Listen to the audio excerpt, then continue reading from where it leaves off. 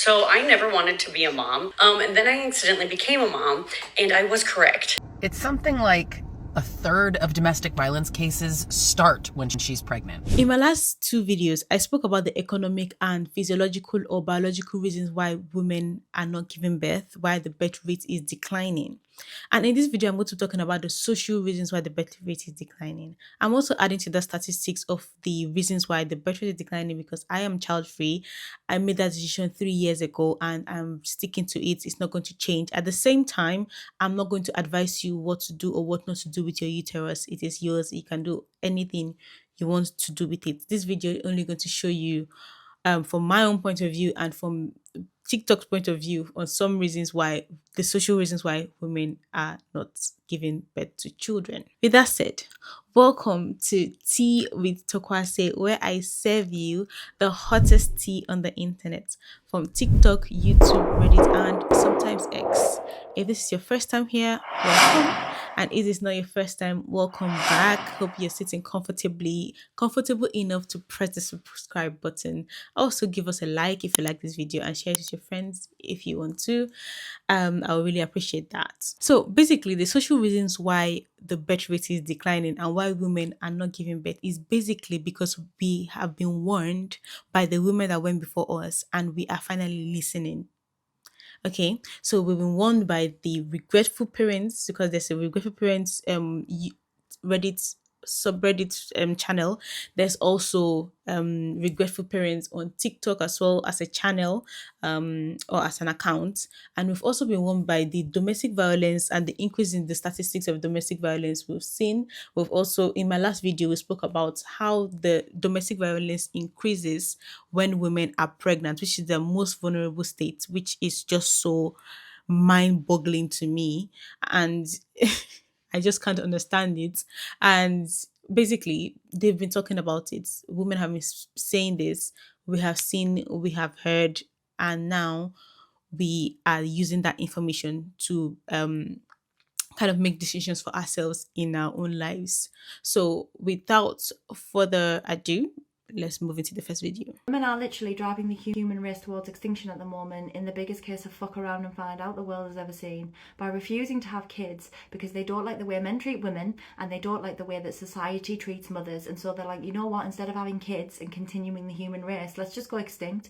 Like, let's just all go extinct. And this isn't only happening in South Korea. I don't know if you saw that report a few weeks ago that said that for the 4th year in a row, the birth rate there was dangerously low compared to the death rate.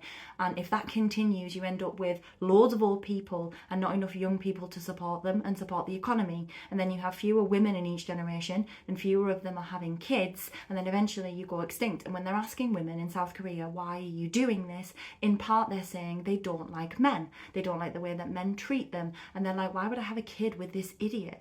Like, why would I breed from this idiot? Why would I pass this idiot's DNA on? I don't care if you say that we're going to go extinct. Like, I don't care if my uterus is all that stands between, like, us and extinction. I'm not doing it. It's not worth it for me. So I'm not going to do it. And this is happening everywhere. Like, they reckon that by the year 2050, 75% of nations will be in the same situation. And by 2100, the year 2100, it'll be 97% of nations. Because women are refusing to have kids because we're sick of this crap. Like, in my country at the moment, in Britain, the average birth rate is 1.5 children per woman. And it needs to be 2.1. And it's set to plummet to 1.3. And the same thing is going to happen in the US. Because women just don't want to have any kids. And I can see why. It's because forever we have been told that all we're good for is having children, but also that that's not really that important because it still doesn't make us the default gender. It still doesn't make us the important gender.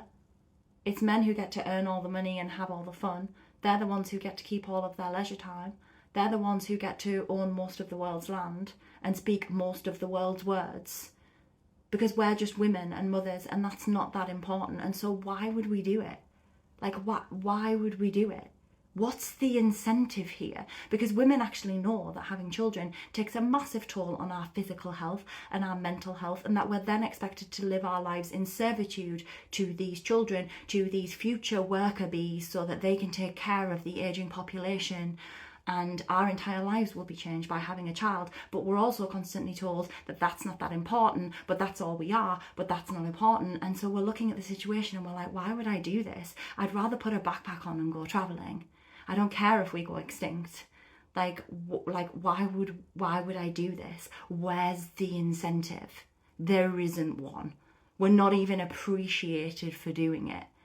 Like, we're actually like brought down for doing it. Why would we do it? Why not instead just go out there and explore this world and live our lives? And that's what more and more women are doing. They're making the decision to do that instead. So here's the thing. If you don't want to go extinct, you better beg us to start having kids, and you better make it worth our while.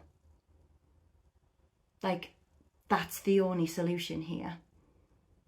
That's the only way that we get out of this mess. Women need to be recognised for their importance, not just in terms of having children, but everything glorious that they bring to this world. Because we've been told for all this time that, like, it's not us, it's not you, you're not the important ones. Like, you guys aren't the key workers here. And now actually we're seeing that we are the key workers, and actually we are vitally important for the continuation of the human race. And before anybody jumps up in here and is like, well, then you guys are selfish. Why don't you just take one for the team and sacrifice your physical and mental health to have children? Like, what, they just do that. The human race depends on it. This isn't our fault. It's yours. It's society's fault, and society has been run by men for all these years, and you have left us feeling underappreciated and unvalued for everything that we have to offer, including having children and raising them and raising the next generation. And we just don't want to do it anymore. And we're not gonna. Fuck around and find out. The low birth rate might in fact be an indicator that human evolution is starting back up again. It's long been theorized that human evolution has essentially stalled or halted because we're no longer being subjected to natural selection, but there's actually two things that humans have not been subjected to in regards to evolution. The second one is sexual selection. Darwin theorized that female choosiness over male mates drove evolution just as much, if not more, than natural selection. But we only ever talk about the natural selection part of it. There's another reigning theory, I'm not going to say reigning, I'm going to say prominent theory in human evolution science right now that suggests that the patriarchy came about as a way to subvert this selection process by women, which means essentially that men who would not have naturally been chosen by women to procreate with were handed away through female subjugation so that their genes could continue to be passed on in humanity. Which means for the last 6,000 years, we've just kind of been working with, we're going to say, suboptimal genes. Not everybody, of course, but a lot of people would not have been able to reproduce without the subjugation of women. And now we're seeing a low birth rate right at a time where women are finally able to reclaim that selection process. We're no longer being forced in many parts of the world to get married and to have children with somebody that we would not have chosen for ourselves. And as less children are being born, and if that trend continues, then by extension, less men will become fathers. Less male genetics will be reintroduced into the gene pool, which means some type of genetic filtering is definitely about to happen. And what is that if not human evolution? And this is the part where I need to be crystal clear, because I'm not talking about schmoogenics. I am not talking about skin tone, race, hair color, eye color. I'm talking about traits that certain individuals present that would make them unappealing to reproduce with. And I personally think that the two big ones are going to be violence and unintelligence. Pretty much all throughout history up until now, being violent towards your partner or towards children or being relatively unintelligent did not exclude you from being handed a wife by society and an opportunity to reproduce. But now, it absolutely is going to affect your ability to find a partner. And this very well may be what's contributing to what people are calling a male loneliness epidemic, the understanding that many men are going to live their entire life and not reproduce based purely on if a woman judges them to be a suitable partner or not. But I want to be perfectly clear. Being upset that you weren't picked by a woman does not give you leeway to create a patriarchy and subjugate women for 6,000 years and stall human evolution. So if we could avoid doing that a second time, that would be great. There are an increasingly large number of women who are just choosing not to get married and are For the very last time, we are not having a mating crisis. What's happening is that women have access to information and education in ways that they didn't have in previous generations. We can now share stories and choose the bear. We can now own homes, open bank accounts. We know that. And we're not hypergamous as in we mate upwards. It was a necessity because we were blocked from owning things. You centralized through patriarchy the only access to independence and some form of survival and wealth into men, forcing women to have to choose. And as soon as we dismantled parts of the patriarchy to allow access to education, employment, financial stability independently, we exercised our choice. It is not a crisis, it's a liberation. So, some of the stories have been passed on about regretful parents. Online spaces like Regretful Parents Reddit are filled with thousands of posts from people admitting they regret having kids, warning others about the emotional, financial, and personal toll. And this also was echoed in the 2021 Michigan State University study which found that 7% of US parents admit they regret having children, which represents millions of people. And then we know that this is not all the people that regret having children or have participated in this particular research.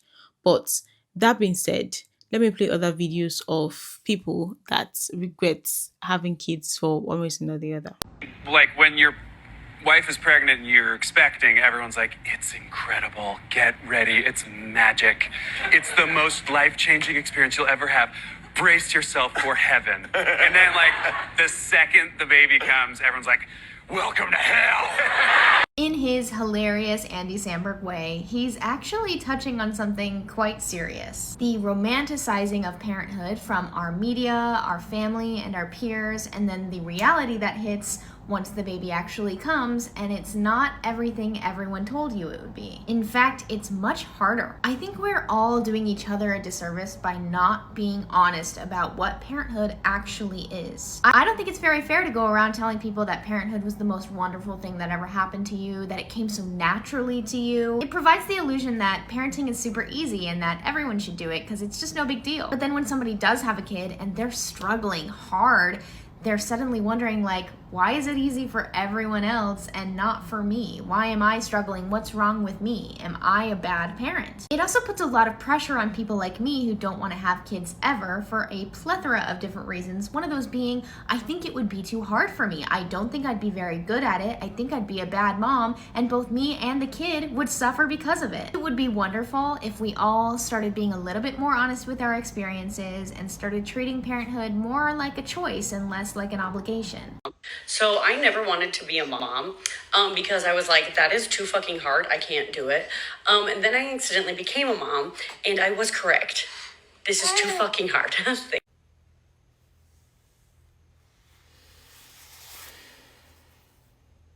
By the way, did I ever tell y'all how much I appreciate women like that coming on the internet and telling us the cold, hard truth? Did I ever tell you?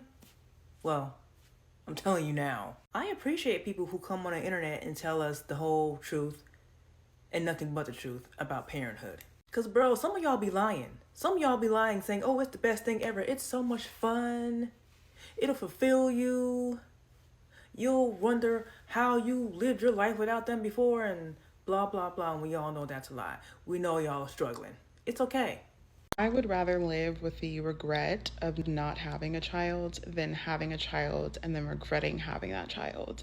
Like, I know I would be a good ass mom, like I know that, but I don't know that I wouldn't regret having a child. Like, I know I would love that baby with everything in me, but I feel like it's more likely that I would end up regretting having the child, and I would rather deal with the potential regret of not having one, because, you know, I can navigate that. But once you have a kid, you have a kid, and I would never like want to abandon my kid or give them up or anything like that. Like, I think I would kill myself trying to be an amazing mom, which is why I don't want to be one. Like, I think I would give up my personhood, give up my life and the things that I love in order to be one. And I know you don't have to do that, but I know that I would want to do that because I didn't have a good mom. I didn't have a mom that seemed like she wanted motherhood. It didn't feel like a choice. It felt like something she was forced into, and I would never want my baby to feel like that. And so that is why I'm like, even though I sometimes get baby fever and sometimes I do have that urge to nurture and love and take care of another human being, I just fulfill that need by being an auntie and taking care of my friends' kids and stuff like that, because I just would rather live with that regret than be a regretful parent. Like, I would hate that so much. I would feel so guilty, and I think that guilt would eat me alive. So I would rather live with that what if than knowing and then regretting that kid and not being able to do anything about it. There's a tendency that this video is going to be long, so I'm going to have some sections that you can skip to, and also have them the timestamp in the description, just so that you can skip to whichever part of the video you want to listen to. So the second point, and the second social reason why people are not having kids or why the birth rate is declining, is the increasing femicide and domestic violence reports that we've had recently. Yeah. The rise in awareness of femicide, which is women being killed often by male partners, and intimate partner violence, makes women cautious about bringing kids into unsafe environments. In the US, 1 in 3 women experience intimate partner violence in their lifetime. Femicide is a leading cause of premature death for women worldwide. A UNODC report found 47,000 women were killed in 2020 by intimate partners or family members. I feel that is too high, and the fact that, as I said earlier, the domestic violence increases when a woman is pregnant has also made women to choose to opt out of pregnancy as a whole, and also which also leads to the decline in the birth rate. Because if women fear being trapped in a dangerous relationship, or worse, raising children alone in violent situations, choosing not to have children becomes a thing of self-preservation. Between April and June 2024, 966 women were murdered. That was a 7.9% increase from 2023. 1,644 attempted murders of women. That was a 16% increase. 13,757 assaults. That was a 6.9% increase. And 9,309 rapes. That was a 0.6% increase. South Africa's femicide rate is 5.5 times above the global average in the world. There's no doubt about it. South Africa is one of the most dangerous places to be if you are a woman. A rape occurs every 26 seconds. An anonymous survey that they've done showed that 1 in 4 men admitted to rape, and also said, in addition to that, that they would do it again. But that's because of the levels of impunity and corruption within the police. I mean, 115 rapes daily. In the Eastern Cape, which is just looking at a regional focus, a woman's risk of femicide is double the national average. And all of those figures I've just mentioned, you might as well triple or double, because when you start looking at some of those really deprived parts of the country, where none of that's going to be visible, you have got men who are just literally doing whatever they want, whenever they want, with absolutely no consequences whatsoever. Every now and again in the media, you will see, a story reported in South Africa, and people will come together to protest, and there'll be some kind of movement. I mean, it's not that long ago, I was looking at a story of a 7-year-old girl that had been raped, and there was a protest. I did a post a few weeks ago about the most recent femicide case of a woman who'd just been on a date and she got murdered, raped and murdered. So we know that, there is a real power, though, in South Africa. What I really admire about South Africans is their ability to come together. When you watch the Springboks play, or South Africa's in a rugby tournament, I mean, look at the unity that they show, everyone coming together, etc. Really powerful in the way that they're able to organize themselves. But it never goes beyond that. It never goes beyond that. And there are a number of really powerful TikTok creators on here who are South African. And they're just completely silent of the issue. In fact, their primary focus is foreigners and how to get rid of foreigners. I'll tell you what, South Africa is one of the most dangerous places to be a woman. That needs to be a focus. Fuck away from me. Romy. No. If you call the cops right now, what are you gonna do? What the fuck am I gonna do? Tell them that I'm fucking scared of you, that you're abusive as fuck, that you just pushed me to the ground? You're gonna, what, you're gonna tell them that I fucking put hands on you and then they're gonna fucking arrest me and then I'm gonna go to jail and lose my job and shit? Yeah! So get the fuck away from me! You really get away from me! If you don't want me to do that, get away from me! I'll leave you alone, Remy. Thanks. Okay, well, I have a baby inside me, so. I didn't mean to throw it on the floor. You did mean to throw. I meant to Right. move you out of the fucking closet where you were hitting me in the face. Right, you didn't mean to Look, throw whatever, me on okay. the floor, and I didn't have to catch myself. Can we just have a fucking civilized conversation? Oh, so if you call the cops, I'm going to get the consequence of my action? Yes, you will get the consequence. What is that question for? Well, what was the meaning of the question? Oh, if you call the cops, so they're going to take me away and then they're going to do... Yes, you will get the consequence. What are you talking about? I don't understand. Yes. And she says she's 8 months pregnant. 8 months pregnant. And he's still such a little man that would do something like this. Such a little boy that would do something like this. You could not fight her when she was without a child. That one was too close of a match to you. It's when you know that she will most likely want to protect her child that you won't knock and show how macho you are. This kind of men, bring them to where other men are. Shum, you will not hear pim from your mouth. Pathetic behavior. Domestic violence isn't just about physical harm like hitting, pushing, or slamming someone's head into a wall. It's also the emotional and psychological abuse that leaves invisible scars, often far more devastating than the physical ones. It's the relentless humiliation, the degrading comments, and the calculated efforts to erode a person's self-worth. It's a silent warfare of criticism, manipulation, and gaslighting designed to make the victim doubt their value and reality. This kind of abuse is about control, about breaking someone down piece by piece until they feel powerless and dependent. It's not just about what is done to the victim, but also about what is systematically taken away, their confidence, their identity, and their sense of safety. Recognizing these forms of abuse is critical because they can be just as damaging, if not more so, than physical violence. Domestic violence in any form is an attack on a person's humanity, and no one deserves to endure it.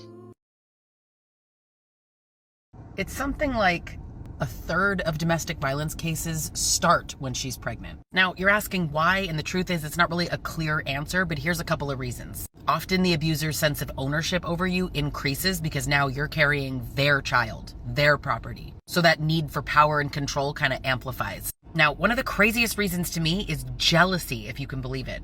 You have a baby and what happens, right? All of your attention and your time and your focus shifts from the abuser to the baby. Yeah, I know, their baby too, but they're jealous of their own children in so many cases. Sometimes it's even added stress, financial pressure. 20% of pregnant women experience domestic violence. 20%. In some of these cases, it is a perceived solution to an unwanted pregnancy. At the end of the day, domestic violence, abuse, it's rooted in power and control. Abuse is a choice. It's not an accident. They're not having a bad day. It's not because their mom was mean. It's not because their ex is a bitch. Abusers abuse for power and control. Tell me if you experienced domestic violence when you were pregnant. So this is what it looks like to work with the batterer. What's an apology you never got to give? My ex, I ended up getting really physical. Do you regret that decision? No. So if you had a daughter and she came home with bruises, do you feel like that would be ethically okay? If I knew my daughter, I'd know why she got into an incident. Do you want kids? Do you want kids? And I know if I'm a good father, then my child wouldn't choose a man that do such a thing realistically. But you're the man that would do such a thing. And that accusing me of domestic violence. You said you slapped your significant other. Yeah. Is that not domestic violence? That is domestic violence. I still don't think it's wrong. But you just got defensive. That doesn't change my point. If you had a daughter and she came back with bruises, how would that make you feel? Unfazed.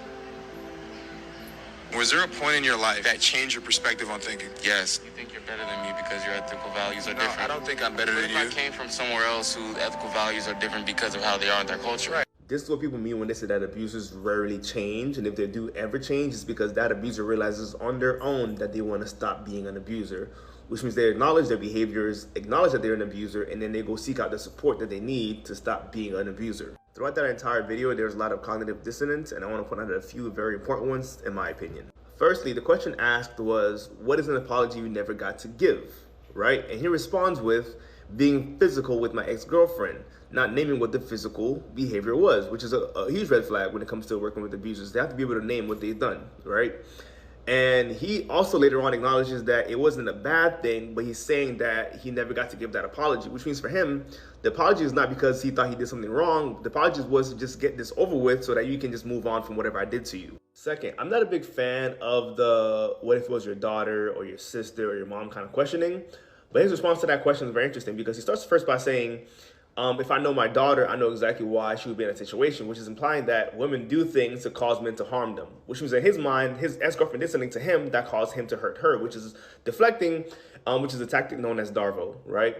Secondly, he goes on to say that if he was a good father, his daughter would know not to pick to be with a man like that, even though he is a man like that. Now realizing that the daughter is probably going to think his behaviors that he does to his wife or his girlfriend or his partner are choices she's going to recognize and see as normal behavior to be with when it comes to finding a partner. Third, while gotcha moments can be effective with some people, they oftentimes come off as like you trying to have banter with some people, right? So even though he did catch him and slipping and saying that, yeah, this is domestic violence, what I did, for him, it's, okay, you got me there, but still, let me give you another rebuttal, right? Because later on, he just goes on to say that, yeah, if my daughter came home with bruises, I wouldn't be fazed by it because now I can't admit that whatever I did was harmful. And lastly, this is a very common tactic when it comes to deflection, and it's the, oh, you think you're better than me, or nobody's perfect, or you're being disrespectful because other cultures do this, and now you're disrespecting other cultures. Why are you talking to me about this like I'm a bad person, right? And that's what happens at the end of that video. With no due respect whatsoever, no iota of respect in the environment. Is there respect in the room with us? No. If your culture is to be beating women, your culture is wrong. It does not matter. You cannot bring culture into this environment at all. Like, let's even leave that one out of the situation. Like, it's such, as I said, such small-minded behavior that your ego is not even allowing you to see how stupid, how dumb what you're saying is. Like, and look at how he wore shirts that had button, and you would look at this one and you would think that this one is a human being. You will sit down and think this one is a human being until you open. That's why it's always good for you to open your ears and listen to when these men are talking, because if they talk long enough, they would talk themselves, like they would reveal themselves to you. You just have to allow them to talk. Like, what the fuck?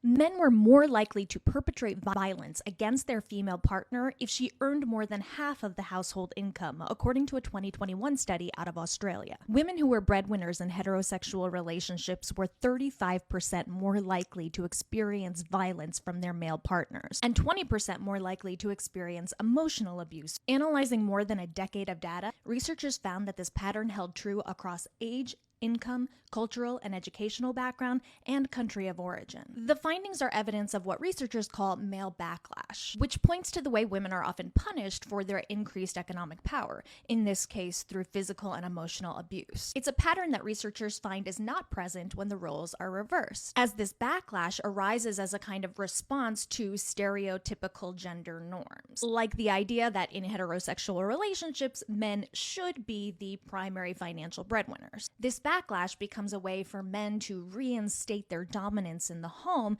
when stereotypical gender rules are violated. Importantly, the researchers note that there is no change in the experience of physical or emotional abuse in the relationship as women's share of the household income increases, as long as it remains below 1/2 of the total household income. These findings provide further evidence that entrenched attitudes around stereotypical gender roles and backlash to women's increased economic power is a significant, ongoing, and sometimes even dangerous roadblock to gender equity.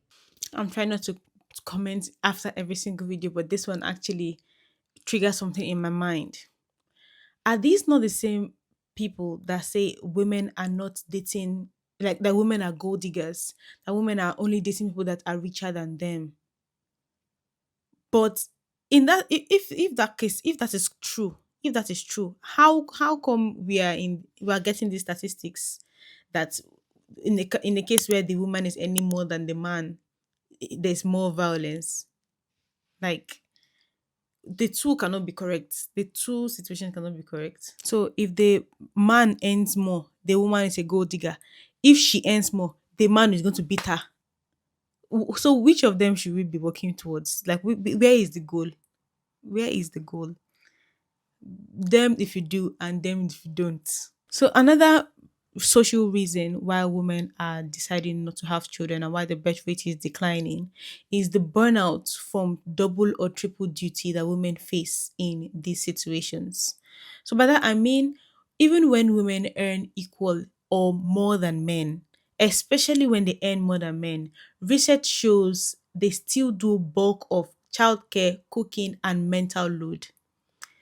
And a report from Guardian says women globally spend 2.5 times more hours on unpaid labor than men. And the impact of this is, if having a child means exhaustion with no shared support, many women opt out, therefore reducing the birth rate. And some of these causes of burnout can include the emotional burden, all the invisible labor, the weaponized incompetence, and similar situations or theories within the family unit. So let's watch some videos about that. Mothers don't break, but they're broken right now. We're constantly on top of our kids because that is a societal expectation that we have to intensively parent our children at the expense of our own mental health. And we also have to be completely on as workers. Again, we're in this hustle culture where you're constantly driving at work. And so if you're a working woman, you have these two huge expectations that you basically have to meet. And it's exhausting. And it's why we have a mental health crisis. 51% of mothers say that they're anxious and depressed. The CDC released a study saying that the subgroup that is suffering the most anxiety and depression are, working women. You're seeing this in the UK. It's an alcoholism, Adderall addiction. It is on the rise, rising suicide rates of mothers. We're supposed to be martyrs, essentially, or have it all together. And so there's no outlet for us. I say in my book, when working women make a list, it's like their kids, their partner, their pet, and then themselves. We are last on the list. We do no self-care. And society doesn't expect that we should be doing it. It's seen as being a bad mom or being selfish when we spend time on ourselves. With a scam that's become so normalized that we don't even realize it's a scam anymore. I'll go first. I might get a lot of hate for this one, but I live it, so whatever. Being a working mom, that is a scam. You can't be both. You can't be all things to everyone. You work full-time. You take care of your kids full-time. You take care of your house full-time. It's 3 full-time jobs. You get paid for one. You're expected to work like you don't have kids, but you're expected to be a mother like you don't work. It's impossible to be all things to everyone, even though we try. The minute we start taking care of ourselves, we feel guilty. We feel bad. And then we beat ourselves up over it and then go above and beyond even more than we already do for our kids, burning ourselves out even more in the process. It needs to stop. Society needs to stop. Other moms need to stop. And everyone just needs to learn to mind their own business and have a nice day. The researchers found that following the transition to parenthood, quote, men's time use stays unchanged, end quote. By contrast, women on average experience increases in housework and reductions in paid work. And the research finds that this increase in housework hours has a negative impact on women's mental health. By contrast, paid work hours are positively associated with the mental health of both men and women. This new 2025 paper out of Australia tracking the mental health of first-time mothers and fathers in the transition to parenthood confirms what most of us probably already suspect about why men seem to benefit from parenthood so much more than women. Like other research, this paper documented some real mental health benefits as men and women become parents. But also like other research, it uncovered a gender gap in the relative costs, where nearly all of the lifestyle changes were borne by women, which in turn suppressed the mental health benefits they got from having a child relative to their male counterparts. So instead of a more equitable distribution of these rewards and costs of parenthood, the costs are overwhelmingly shifted onto women, reducing their access to what benefits their mental health. And men's access to those positives are almost entirely protected as a result. This data is further evidence of what I would consider one of the biggest contributors to falling birth rates around the world, which is this enormous gap between the cost of motherhood and the cost of parenthood, or even more so between the cost of motherhood and the cost of fatherhood, where we see in data like these that parenthood presents relatively little disruption to the lives of men, particularly heterosexual men who are partnered with women. And this puts enormous constraints on those women. And for me, this is another call to reframe the conversation around work, not in terms of employment versus care, but rather what labor is valued and compensated, and what labor is undervalued and even exploited. Who is this arrangement consistently serving, and who is it overwhelmingly hurting? And what we see here is that it's not just about the money, it's about our well-being, and the extent to which the systematic undermining of women's well-being to support the ambitions of men has been completely normalized. U.S. men who are married to women who earn twice as much money as them do around the same amount of housework as men married to women who earn half as much as they do. This is from a paper analyzing American time use data that is so recent I couldn't include it in my book, but offers so much great insight into some of the data points I do talk about in the book. For example, the fact that women do more unpaid labor even when they are the household breadwinners in heterosexual relationships. This finding has been reconfirmed again and again and again. What's interesting about this paper is that they also look at heterosexual men breadwinner relationships and same-sex couples of men, same-sex couples of women. In every other relationship type studied, who earns more money predicts who spends less time doing housework. It was only in heterosexual couples where women out-earn men that this was not the case. The paper also finds that these huge gaps are mostly driven by housework, like cooking and cleaning and the things that make a household run, which, like some other research that I've come across, really challenges the notion that this kind of household inequality is inevitable because of things like breastfeeding, for example. It also finds that this inequitable load is present in households with children, not surprisingly, but also without children. This also aligns with data in my book that shows when women get married, even though they theoretically have someone that they could then split the household labor with, their household labor in heterosexual marriages go up. By contrast, this paper finds that when those heterosexual women divorce, their household labor drops, even though they are far more likely to have primary custody of children relative to their male counterparts. I'll allow you to draw your conclusions from that data she just gave you. And let me know your thoughts in the comment section about that. But the idea, the thought that even the breastfeeding part, because you can pump the milk. You can pump the milk and give it to the husband to feed the child. The only part of that process that the man cannot do is to pump the milk from his breasts. But once she pumps that milk, it is free for all. Anybody can give that milk to the child. Yeah? So the man, that is also not an excuse. That is also not an excuse.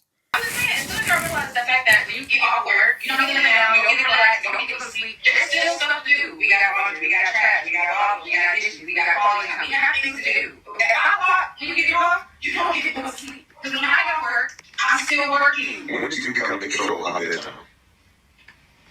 And then one, the bus. I believe he filmed her because he thought most people would disagree with her, but we agree with her. See, the problem with some men who want to get married is that they believe they get a woman who's working 24/7. See, they want to work 40 hours a week. They want to come home at 4 o'clock, 5 o'clock. They want their dinner ready. They want their house clean. They want the kids to be bathed and clothed and homework done and all of that. And they want the woman to just keep on working. She goes to bed tired at 9 or 10 p.m. but he's been chilling since 5. One of the main reasons why divorces are happening and why women initiate those divorces is because they're tired of doing everything. They don't marry you because they love you. They marry you because they want access to your 24/7 labor. The woman in this video says she works a 9 to 5. So you want her to come home and also work a 6 to 10? Well, if she has a second shift, then so do you. This is why the marriage rates and birth rates are dropping. Because women are saying, if I have to do everything, then I'd rather be alone. I don't want to do everything for the baby that we make, or do everything in the house that we share. They don't want to be with men who want to split the bills, but not the chores. Women want to allow men to make them a mule just for the sake of being married. It is now 12:53 in the afternoon, and my husband is still upstairs asleep. I have been up with our girls since 7 a.m. this morning. I'm making this video for documentation and court purposes. I use this page as a personal journal and diary. The date is Monday, July 21st. You want proof? I'll show you. Microwave, kitchen clock. I'm taking you upstairs to our bedroom.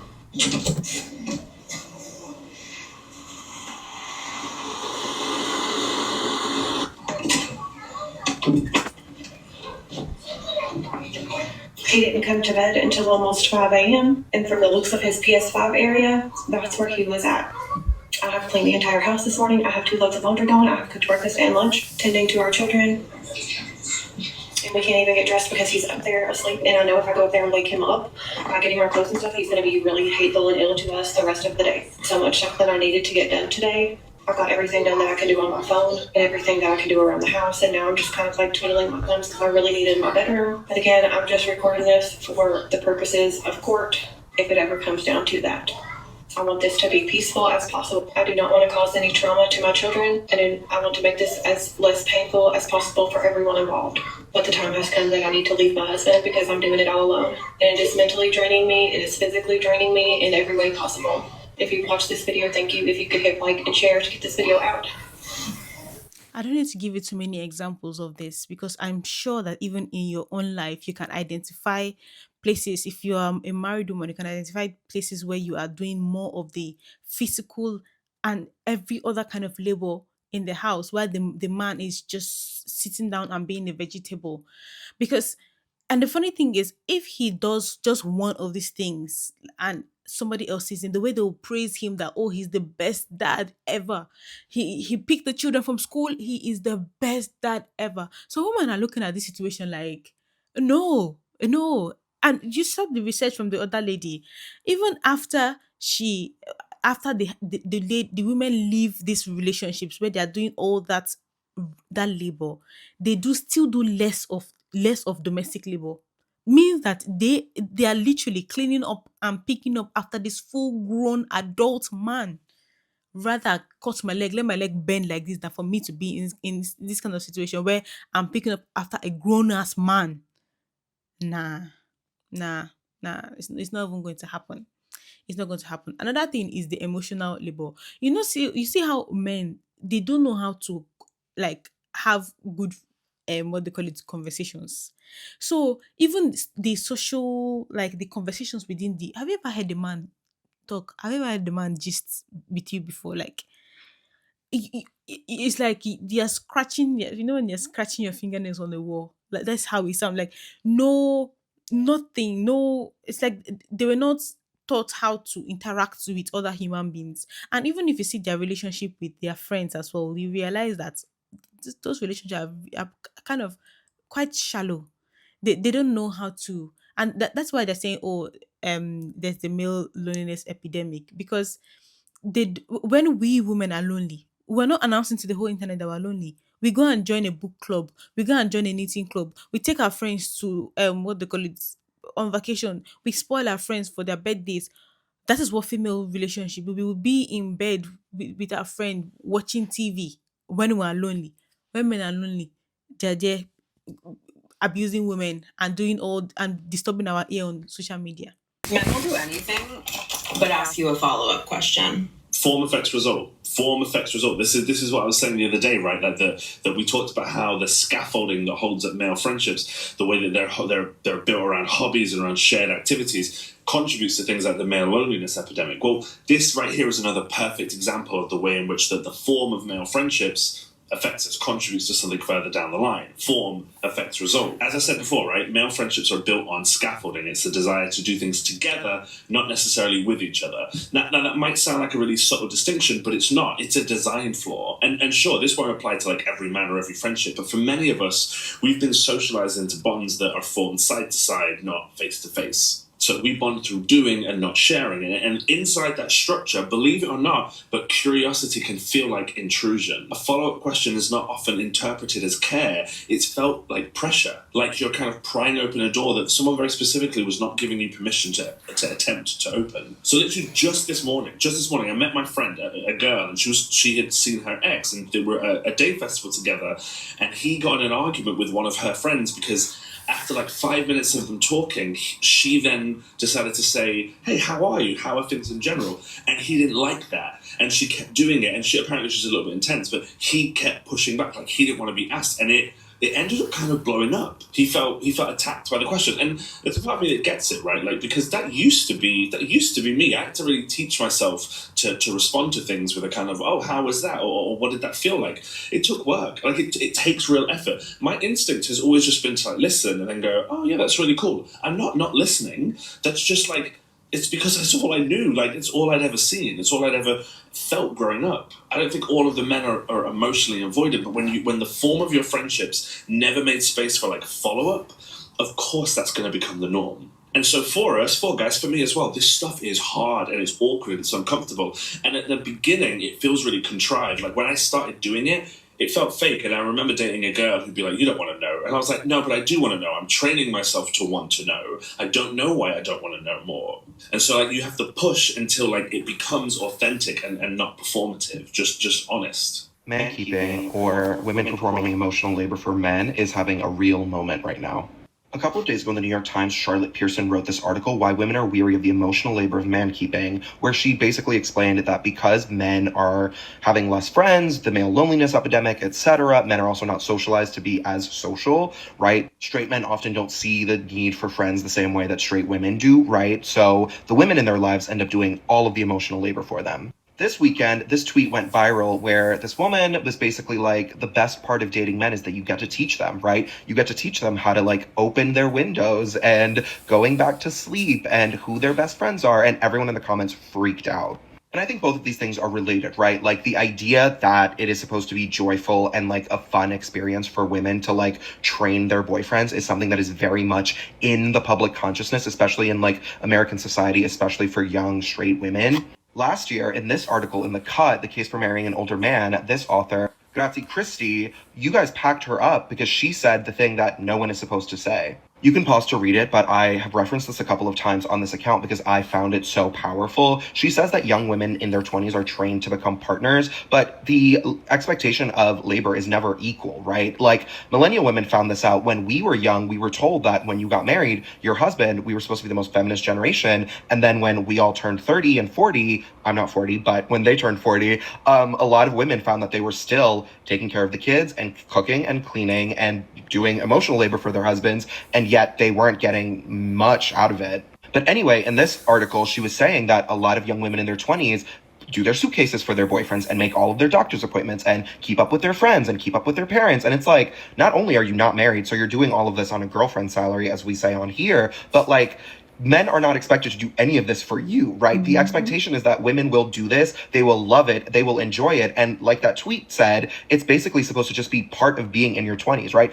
Part of being in relationships for young women. American society is training them to do everything for men, including being their only friend and their therapist. And you're supposed to be happy about it. You're supposed to do it with a smile. I think the most insidious part of all of this, and I say this obviously as a man, right? The most insidious part is that it is so like deeply conditioned into our society that like when you sort of try to rebel against this, people get mad at you, right? In February, I wrote The Sociology of Begging Someone to Marry You, and the title is obviously rude, but it was meant to wake people up, right? On the Waiting to Wed subreddit, there are thousands and thousands and thousands of women who, without a ring, are like cooking and cleaning and paying half the mortgage and taking care of the kids and helping kids with the homework and getting nothing out of it on top of doing the emotional labor for their men, right? When people in the comments are like, leave, there is this complete stonewall where they say, well, I can't be on my own, right? Because the patriarchy is so insidious, it is more important for people to stay in a partnership that is not fulfilling for them emotionally, financially, like labor-wise, than it is to be on their own, right? Because again, because of patriarchy and society, a lot of these women will be financially much worse off. Right? The man keeping article was interesting because it seems like women are finally reaching this point where they're like, I don't want to fucking do this, right? I don't want to be my boyfriend's therapist. I don't want to be my husband's therapist. But contrasted with everything that's going on, the discourse on Twitter, where so many young women are like gleefully jumping at the opportunity to like train men. When we talk about the patriarchy, when we talk about sociology, when we talk about feminism, these are the types of things that we're talking about, right? The tendrils are seeping into our brains where again, I've said this 3 times, but I really want you guys to get it. Pretend that I'm your professor saying this to you, right? You are being conditioned, and not the part of conditioning that is the most insidious is that you're supposed to like it. You're supposed to be doing this emotional labor. You're supposed to love it, and you're never, ever, ever supposed to complain. Men are traditionally, straight men in straight relationships are conditioned to like provide and to be protectors and to be very stoic, right? Because the male loneliness epidemic and like the patriarchy has effects on men too, but we're not talking about them right now, right? But this is unequivocally bad. As I've said in these types of videos before, who does it benefit when you are told as a young woman in your 20s, right? You are supposed to do all of this for your boyfriend. You're supposed to take care of him. You're supposed to take care of the house. You're supposed to cook and clean and do all of this stuff.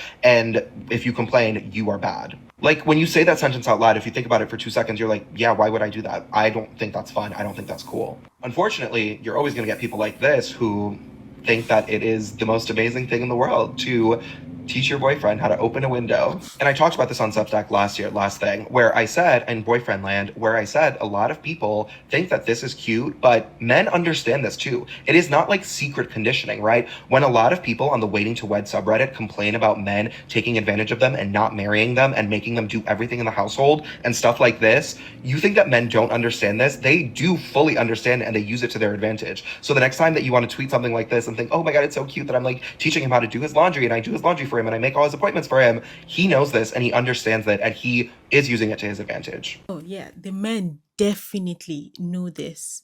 They marry people even if they don't like them. Most times they don't even like the people that they get married to, because even if they don't like them, they know that the value that they're going to get or derive from that woman that they don't like is still going to outweigh whatever they are going to give to that woman in the relationship. For me, especially for me that like to talk about misogyny, patriarchy, and just the social condition, I have tried to realize that you cannot save everybody. It's not everybody that needs to be saved, and I don't want to have the savior complex to say, okay, every woman needs to come along with me in this awareness journey that I'm on. You can't save everybody. There's some women that they are going to be pick me's. They are going to be sacrifice their lives for men. There are women that have not graduated from that did not have the certificate because of a man. There are different women that would rather be the one to pack their grown adult male partner, pack their bags for a vacation, maybe even after she has paid for the vacation. You might as well just have a child at this point. You might as well. So let's think about it. If you have to get married, because according to like society and what is acceptable, you have to get married to have a kid, and if you have a kid without getting married, you are seen like, you know what to say about single mothers. So many people have realized that if they have to go through this and all this emotional labor, weaponized incompetence, the violence, if they're going to have to go through all that, then they're not going to get married. And if they don't get married, because of all the stigma that has been put against single mothers, they're also not going to have children. So it is just cause and effect at this point. So it's not surprising that if the marriage rate is declining, the birth rate will also decline. And then I'm going to show you some other videos on weaponized incompetence and emotional labor that women have to go through, and all the unpaid labor that has to go through with being married and having children. So I'll play that for you now. Something you will hear often from men who return to work after having a new baby with their partner is that their partner's doing the nights so that they can stay rested and ready for work in the mornings. That she's taking the brunt of the evening wakings and feedings, so that way he can get the sleep he needs to be able to show up to work and do a good job. But we forget that in this scenario, Mom also needs to wake up and do a good job the next day. And for me, this is really where that shift of the mental load and the domestic labor really leans towards mom. It's in those very first days of parenting, because when dad goes back to work, because most men don't take or have paternity leave, mom is overburdened with the amount of work. Not only is she doing the domestic labor because she's home, she's also up all night. And so she is not refreshed or rested to do a good job taking care of her child, because they've placed the priority and value on the paid work. And we all know that money makes this world go round. We need money to survive. But that is not more valuable than what mom is doing at home. And what often happens is this woman then returns to work. Let's say she returns to work 8 weeks later, 12 weeks later, hopefully 6 months later, if she's in a good place with good maternity leave, she returns to work and that baby's still not sleeping through the night. Does dad jump back in the ring with her, or does he defer to her and say, oh, honey, but you've been doing it and he only wants you in the middle of the night and you do it better and I don't even hear him, so, you hear the baby, so it's obvious that you get up with the baby. Is that what happens, or does dad jump back in? Oftentimes, mom remains responsible for those things, and this is where the uneven division of labor starts with parenting. And when feminists like myself, when we're talking about situations like this, it's some men will think that we are but against men and blah blah blah blah. We're trying to say for some countries they don't even have paternity leave.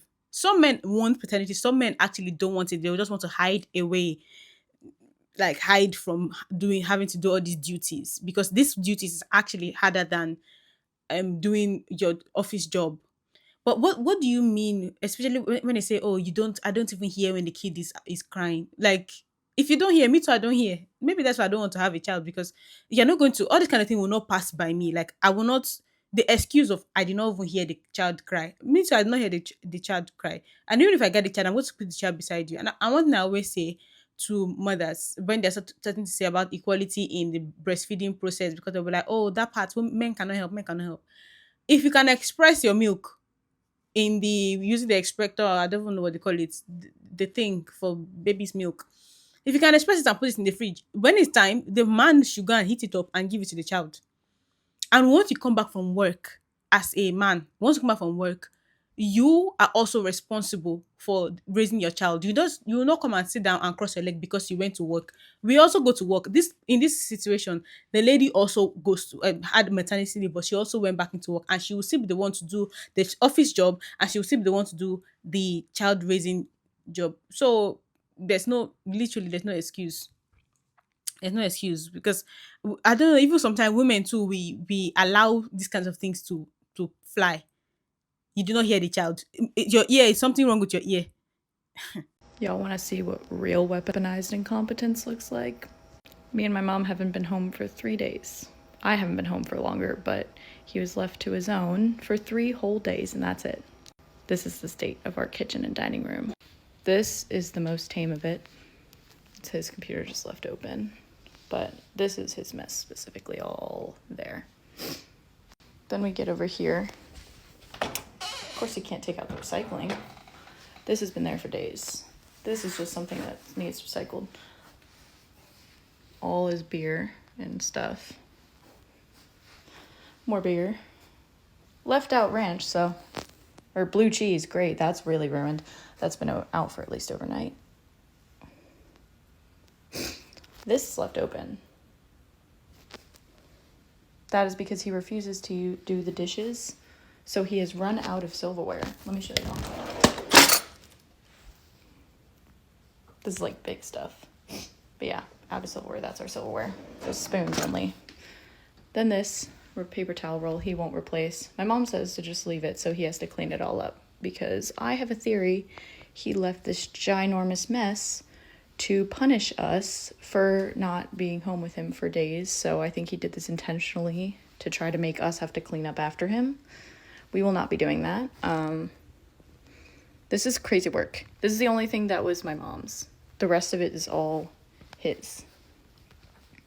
It starts with the water bottles and the beer cans, but this is what happens when you leave them alone in the house to their own devices. So pick your partners wisely, people. I've got good news and bad news. The good news is I have found proof that men understand invisible labor.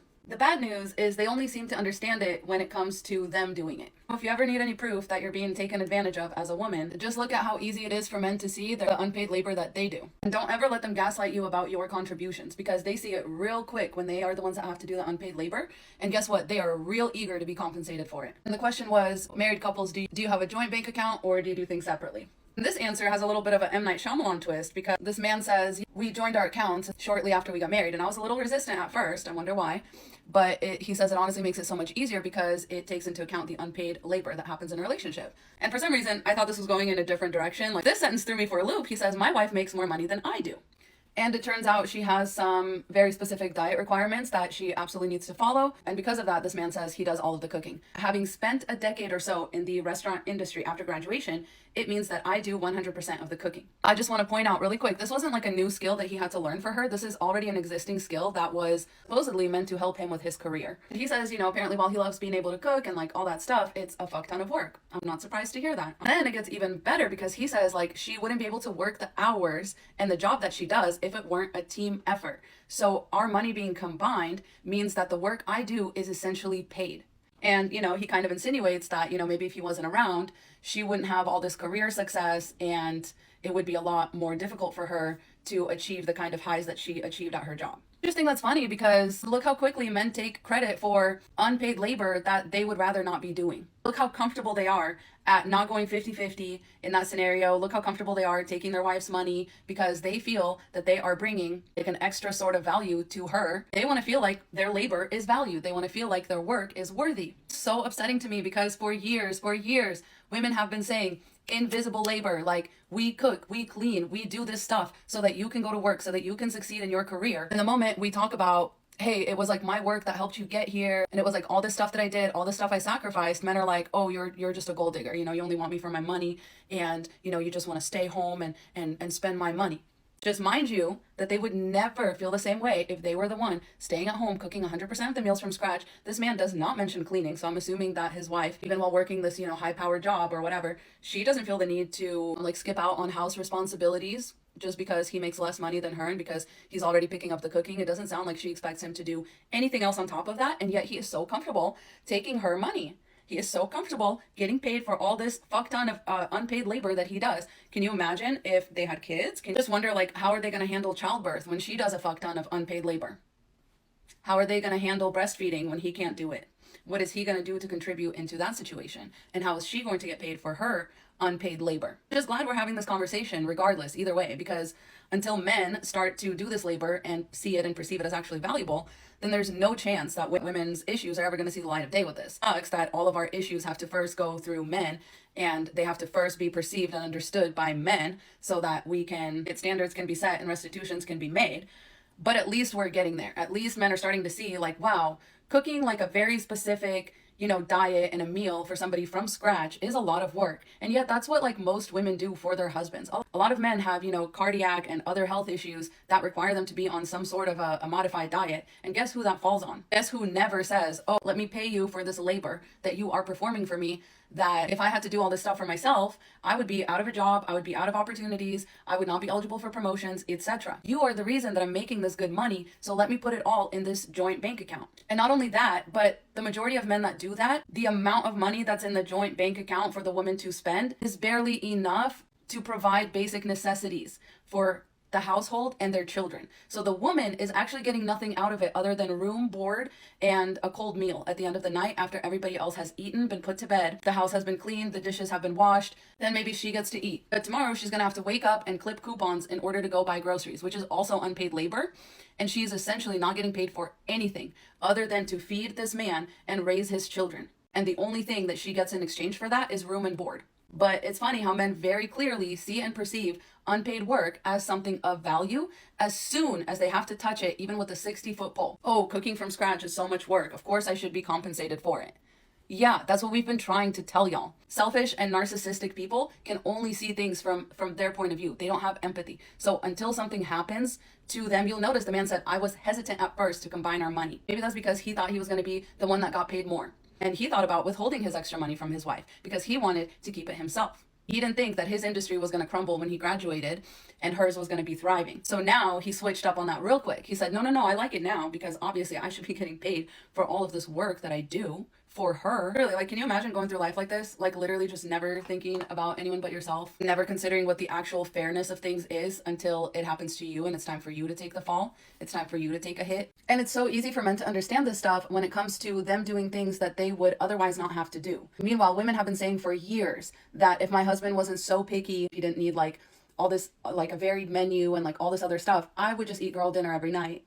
I would maybe cook a 3-course meal several times a month instead of doing it every single night. And men have never considered that to be worthy of even being called unpaid labor. Like, that's just something a woman is supposed to bring to a relationship. Otherwise, you shouldn't even marry her. Like, why would you be with her if she doesn't cook, clean, and do all this other stuff that she doesn't really want to do? So the same things that men take for granted from you, they want to be paid to do them because things are an inconvenience. And those things do cost you time and money and mental effort and physical effort. And they recognize that as labor and they want to be paid for it. And my other observation about this is, what if she wasn't making as much money as him? It's funny how men really see things in terms of money only. You know, she deserves to have meals made for her because she makes more money than me. But what if she was just working a demanding job that didn't make more money than you? Would you still then cook everything for her from scratch? Would you still then take care of her needs like that? If there wasn't that exchange of she makes more money than I do and she puts it in our joint bank account so that both of us can have more financial freedom? Would he do it just to stay in that relationship? And what if it wasn't a skill that he already had? What if he had to learn how to do all this from scratch? Would he invest the time if this wasn't already easy for him? Because a lot of women do. A lot of women learn how to cook just for their husband. They learn how to cook their favorite meals. They learn how to work around dietary restrictions. And nobody ever gives them any extra brownie points for it. And that's all, by the way, that's all he mentioned. It doesn't sound like he takes any other load off of her disproportionately other than cooking, which, again, I will remind you, was a skill that he already had. It's a transferable skill. So he can also go out there and make money with this skill because it wasn't a skill that he learned for specifically one person, the way that most women learn how to cook for just their husband. The set of skills can be transferred and he can get paid for it outside of the home and he gets paid for it inside the home. Interesting how that works for men and not for women. And what if his career field wasn't in shambles right now? Who would be cooking for her? Who would be doing all this? Women are expected to take on that load of cooking regardless of whether they have a job or not. Regardless of whether they get paid more or less, it doesn't matter. But as soon as men start participating in invisible labor, now they want to go tit for tat. And again, I doubt he would be doing this if she didn't make more money than him. I'm not just like wildly speculating. I'm getting that based on his wording because of the reasons that he stated for why he does what he does.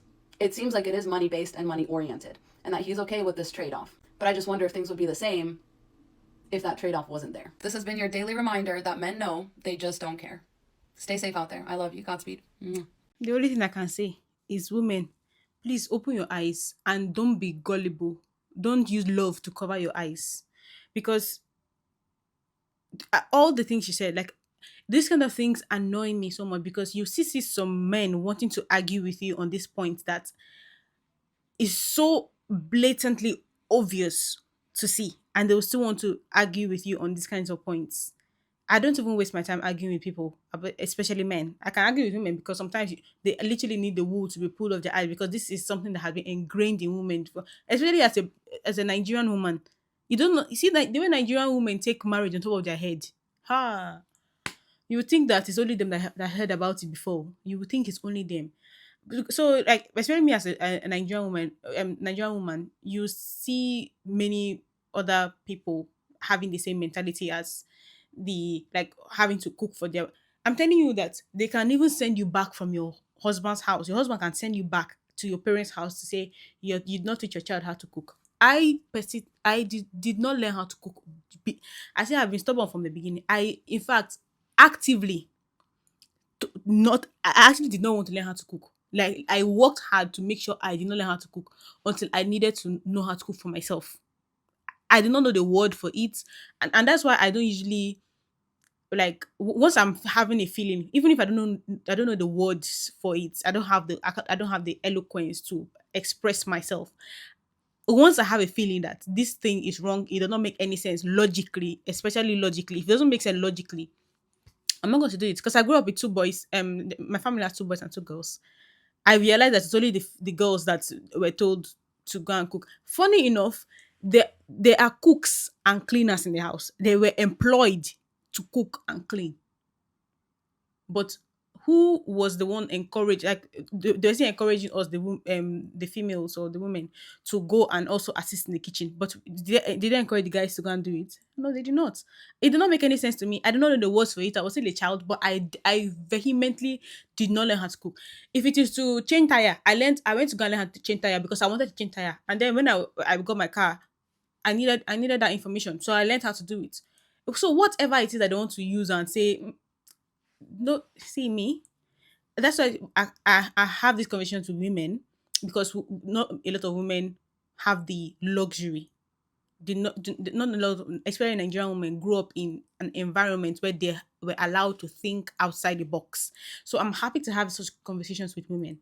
But men, you will not hear me talk about this thing with men, because if you don't have the common sense to think about this thing by yourself and you need somebody to teach you, I cannot be having conversation with you, because your what they call it, IQ cannot be above room temperature. I really will not even waste my time to do that.